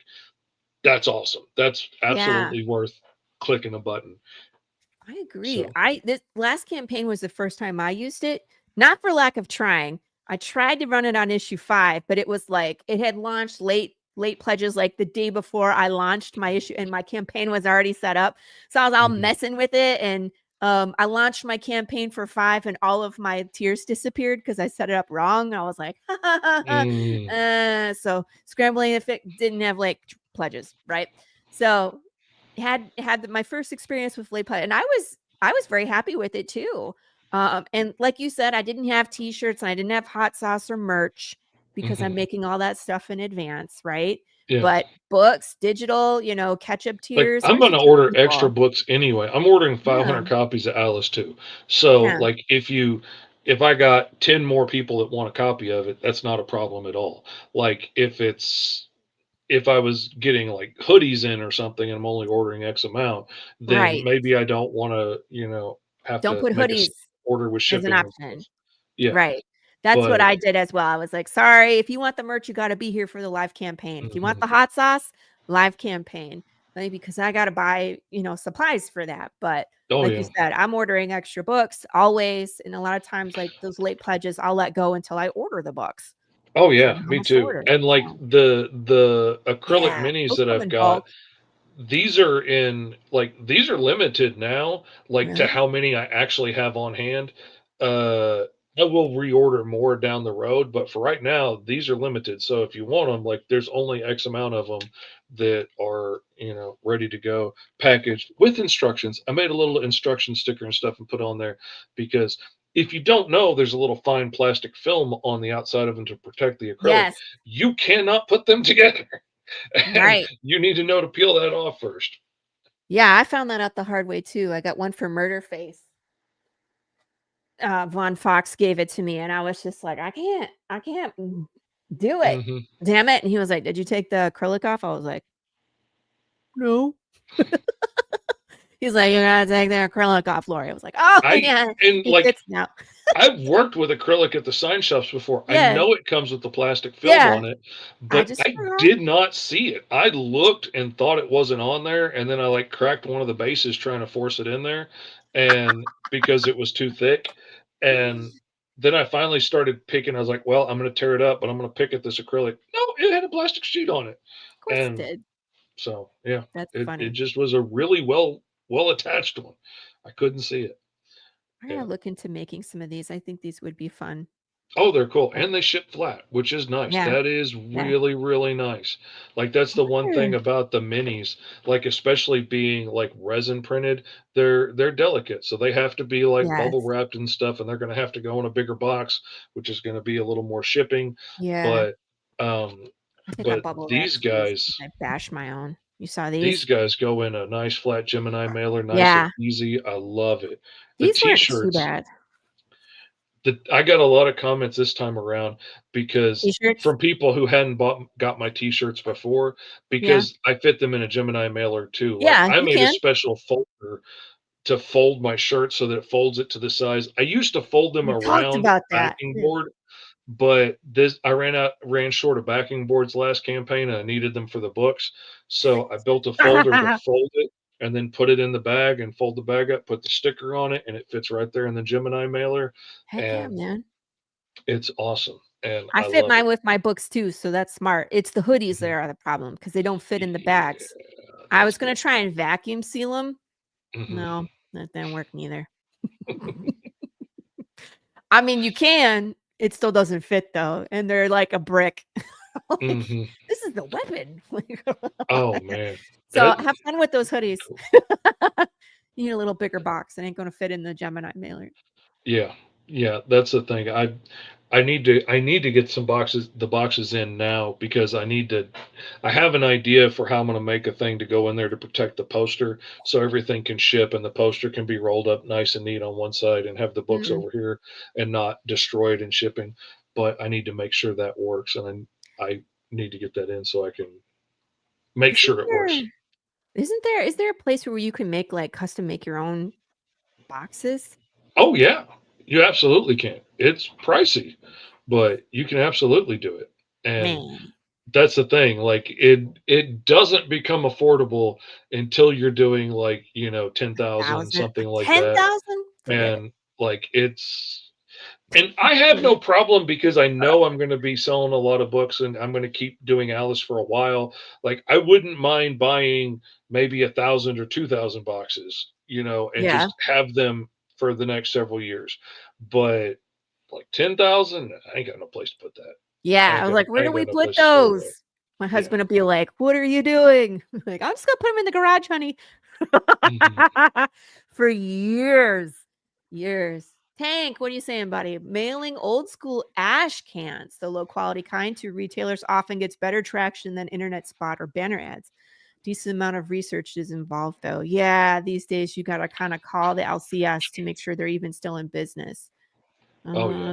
Oh, yeah, yeah, One that of my crazy? favorite comic book shop in town doesn't even order new comics anymore.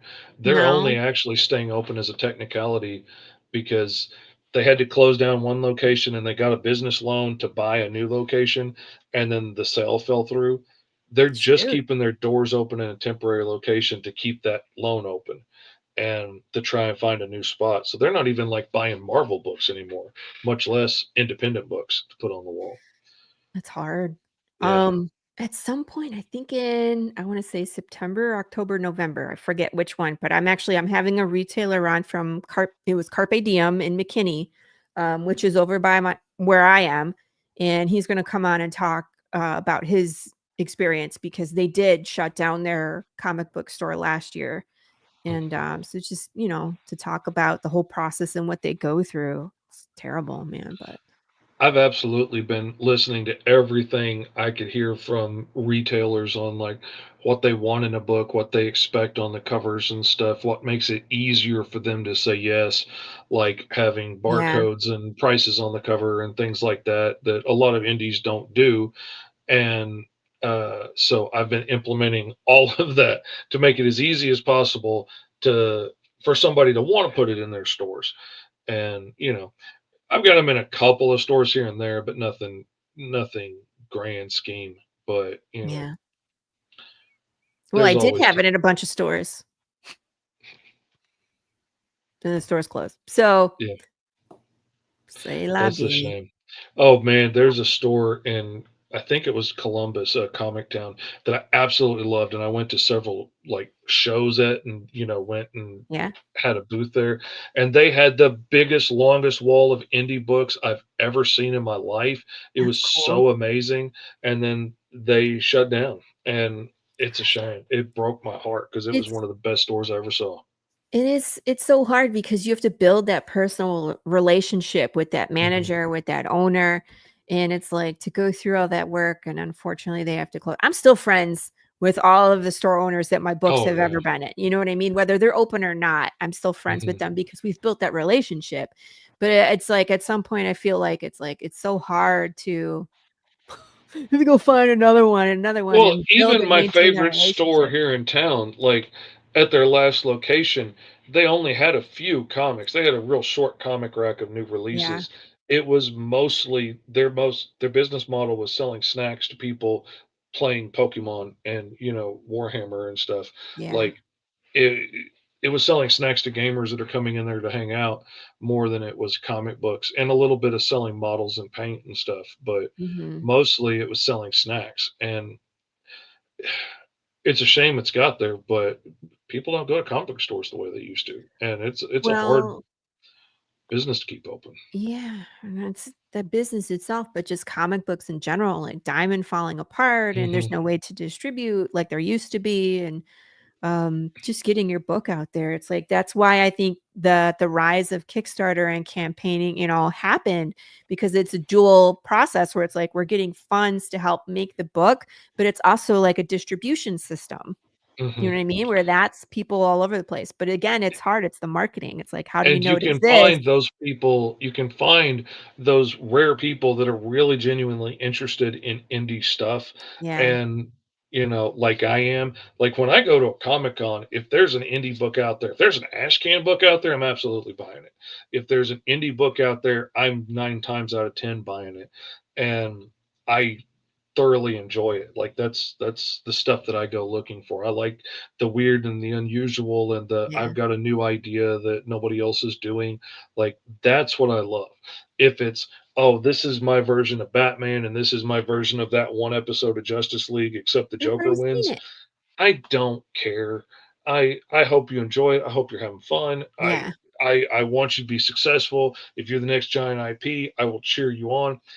I just don't care. But if you're doing Mhm. something interesting, if you're doing, surfing kangaroos that are trying to save the world, or, you're doing a gorilla private eye who's a super smart gorilla, but average smart to a person, and is wearing spandex and is a giant gorilla, but he has a trench coat on and thinks nobody can tell that he's the super gorilla until he looks around and whips off his trench coat. That's freaking awesome. I freaking love it. I'm there for every episode. Shout out Big Tim Styles and Gorilla My Dreams. It is my favorite That's freaking book. hilarious.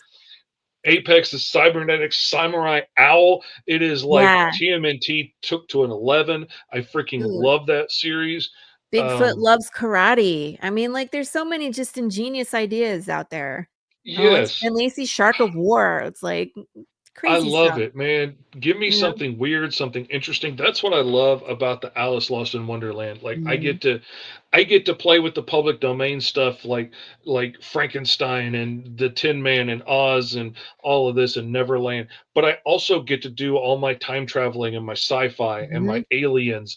And well, if your alien body's built like this, then how do your clothes work, and how would your weapons work, and how do you sit in a spaceship if you walk around on all fours? And Hmm. like, I love thinking that stuff through. And what would your language look like, and what would the wanted posters on the wall look like in a world like this? And when some aliens talk with different languages, and so some of them look more like barcodes and some of them look more like like Cyrillic or something, like it's all Mm. different. And you can tell the different languages and stuff are written in, Yeah. because I put way too much time thinking about this stuff. But that's what I love. Is like you can just go in and create a whole new world for people just to Hmm. get lost in. And it's frustrating to me that we don't promote more of it. You know what I mean? Hmm. That's the reason for this show.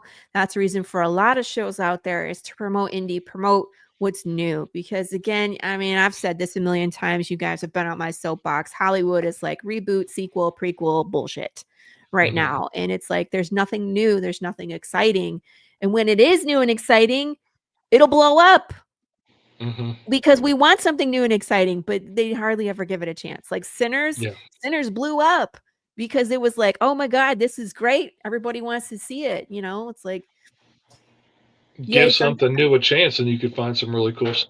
yeah, But you might find your new favorite thing. Tank, I feel you, man. We've had long discussions about what's really interesting. I was hosting another show for a short time. It was for a year called Any One World Showcase, which I absolutely loved. I just didn't have enough time to continue doing everything at the same time. I'm um, shocked. right? But I had a creator on who's been in comics, like producing comics since the 70s and worked with Diamond, but also worked with other distributors. And it wasn't until Diamond did this exclusivity thing and that's when all the other independent, distributors went out of business. And Hmm. so I'm hoping with Diamond being bankrupt that we can go back to that system where like there's multiple distributors that are all distributing different things. So there's much more competition and Hmm. options out there for retailers It, to get. And someone like myself and Fish can be included. yeah. But yeah, it was interesting. And it was one of those shows where I asked him a question and then I shut up for 45 minutes because he was just so full of information. And I just sat there and I was like, this is things that Hmm. I didn't know happened. And he lived through it. So explaining it all from his perspective was really interesting. Um, Hmm. Super good guy. And I love Yeah. this man. Oh, I do the same research for my books. Yeah, currently on World War II epic. I know more about World War II weapons than anybody on the bloody planet. I get it. Member Oh, I berry. love a book when you can tell people have really studied and paid attention to the Yeah. details, and from like the social things and the social norms of the time, and like what would be acceptable and wouldn't be acceptable, and what might get stares that nobody would care about now, to the Yeah. language that people use and stuff. And like, I'm always trying to be really creative and thoughtful about like the wording that people use, because like Alice comes from Victorian England. She hasn't been there in a long time, but she started from there. So Yeah. like, I'm like, the way she talks when she's young is a little bit different than the way she talks when she's older, but there's still that hint of it. And there's still that, like, even though she's rougher around the edges now as a grown bounty hunter, like the slang and stuff she uses needs to work from then. Where like rabbits, Interesting. when he uses slang or swears, it sounds a lot more like Conan than it does anybody else because of where he grew up and how he grew up. And Hi, Dustin. what's up? Yeah, and it's good storytelling. It's paying attention to your character base and you know what I mean, like where they come Hmm. from, what their history is, things that they would be normal to them, and it's not And just, from thinking the anywhere. character through all the way Yes. makes that stuff easier. Like when you know all the backstory of like Big Ten in this story, the Tin Man, in my brain, the way he talks and the way he acts makes a lot more sense. And and it's easier to write him because I have that all planned out and I know and like I know what would be out of character and stuff, and I can't just throw him in Mhm. there to do anything because he wouldn't do that. But he would Right. do this because of a promise he made 20 years ago. Like he would do this, do that. And it's just it makes it easier to write a character when you have them all the way thought out. So we're at that part of the show where we start wrapping it up here. I just want to remind everybody, please go check out Alice Lost in Wonderland 1 and 2. It's right here for you. I'm going to make you dizzy for just a second. Please go. The link is up here. Do. I'm going to scroll up for just a minute. There it is. So please go pay to visit. Remember, this is the most important time for this story is to be fully funded and break some stretch goals and get that extra little cushion here on Kickstarter. Guarantees that you get some kick-ass original story you're going to enjoy. You're going to enjoy the fights. You're going to enjoy the story. She looks just happy to have you read this story, doesn't she? It's great. So, what is going to be happening in the near future? Are you going to be at any shows? Is there places where people can see you in person, Mr. Fish? Did you freeze? Did I freeze? He froze. Maybe he froze, maybe I froze. I still see the banner. I'm going to keep talking like I'm not frozen. Okay. There you are. Sorry. There we go. I was asking, okay, he froze. Thank you, Tank. Sometimes I can't tell if I froze or you froze. And then I ask questions and I'm not there. And I think you froze again. Darn it. I was asking frozen fish. It's aliens. It's Crom. Crom did it. It's always Crom. Where is Crom?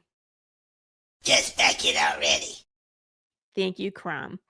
MrFish.com is GoMrFish.com is the website where you can follow our friend Mr. Fish. Of course, I don't know if he's going to be live at any Comic Cons coming up. Let's try this again. There we go. Sorry, better work quick. I know. I was like, I'm going to have to end the show, and you're just going to be this funny frozen face.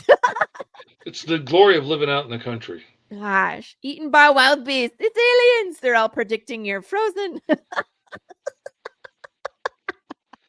So, are you going to be at any Comic Cons where people can meet you in person? Yeah, I am going to be at Five Star Comic Con in Ohio, Middletown, Ohio, in September. I'm going to Ooh, be there. That's the next one that I'm scheduled at. I took it a lot easier this year yeah. because I got a lot of books to get out, and the last couple of cons of last year did not do as well as I was hoping they were going to Oh. do. So I got to pay off that credit card a little bit Mm, before we get back. It's amazing what moving a location can do to a con. yes. And one that was amazing last year and now has $30 parking this year, suddenly lost my shirt on that one. So, Ouch. Yeah, yeah, that sucks, it man. happens. So, and I already blasted GoMrFish.com. Is there any other things that you want people to sign in, follow you? Facebook, Instagram, Twitter? Everything is Mr. X. Fish Comics. Everywhere, MrFishComics.com, TikTok, YouTube, Facebook, Instagram, everywhere. It's all the same thing. Easy to find. Uh, if you could find Fishley on Facebook. I'm the one that's not a Korean woman. It's me and then a whole bunch of Korean ladies named Fishley. My mom would be so proud that I'm not the only one in the world with the name now. But Hilarious. yeah, so I'm easy to tell from like the beard. But yeah, the Thank you, Glenn. Mr. Fish comics everywhere, easy to find. And Go Mr. Fish will always take you to the most recent thing I'm working on, which right now is the live campaign for Alice. It'll be that as long as there's late pledges open, and then it'll go to the next issue of Alice where you can sign up for the pre launch page. Cool. Awesome. Just a reminder what is going on. I clicked the wrong button. This one just as a reminder. I was like, I think I just booted myself off the show. Check out Teen Strike as well. This one is ending now Absolutely. in 9 hours because we were talking for 2 hours. So go show them some love. I am going to be at a Comic-Con. It's a one-day show on Saturday. It's called North Texas Collector something. It's NTX is what they call it, and it's going to be at the Frisco Convention Center. It's real close to me, so if you are in Texas, come check us out. I will be there. Jesse Sosa from Teen Strike will be Oh, there. cool. Marco DeFeo will be there. Von Fox will be there. And I'm sure there's a plethora of other indie creators that are going to be there. We're all Terry Williams is the organizer, who is wonderful. If you ever have a chance to go on his podcast, you actually have to go to a studio, which is amazing. I know Terry Cool. Williams, so posh, so fancy. La-ti-da. Wait, you're not a Korean woman? I know. I get that all the time. Yeah, we can definitely, yeah. You would be surprised how many Family I have had time. these poor ladies tagged in stuff when somebody was trying to tag me. Like, and there is a lady that's an artist, so it's Fishly Art, and that was an easy one. It only has a picture of a fish on it, so it was an easy Ah, mistake to make. But right now, everything has Alice's picture on it because I'm hardcore pitching Alice Lost in Wonderland, mhm. so it's going to be her headshot for a while because that's the next few books I'm putting out. Right. Cool. And thank you again for coming on the show. It's always a pleasure to hang out with you. Oh, I love I'm it. sure I'll be in Absolutely. your DMs picking your brain on some other things eventually. I'll be And like, vice Steven. versa. Oh, I love you. You're brilliant. Thank you so much. And thank you, everybody in the chat, for coming along. And we will catch you all next week. Tom Hutchinson will be here. I'm going to try and get him to dress up in some Ed Wood gear. We'll see. And we'll see. We'll see if he'll do it or not. But and then the week after that, Matt Knowles will be here, and we're going to slice and dice a freaking watermelon. So don't miss it, everybody. We'll catch you soon. Be excellent to each other. Kiss your babies, and catch you next week on the Tuesday Morning Brew. Push the button.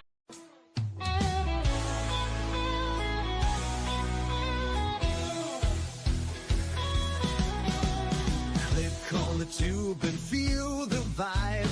Every show you crave right here live. Heroes and villains clash in the night. Madness Comic Network sets it right. Scroll through the list, find what you need. Epic battles and fast-paced speed. From capes to cosmic space delight. Tune in and watch your favorites ignite. On Facebook, share the thrill so grand. On X, the buzz across the land. Madness Comic Network all around. In every episode, joy is found.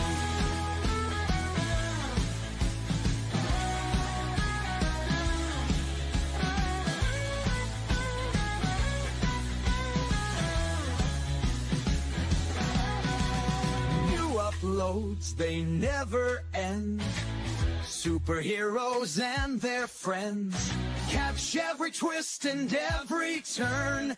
Madness Comic, you will yearn. Stay up to date with every twist. Madness Comic, don't miss a gist. From laughter to tears, every mood. Madness Comic sets the groove. Click that button and subscribe. Catch the wave and ride the tide. Join the fun, join the craze. Madness Comic brightens days. Hey!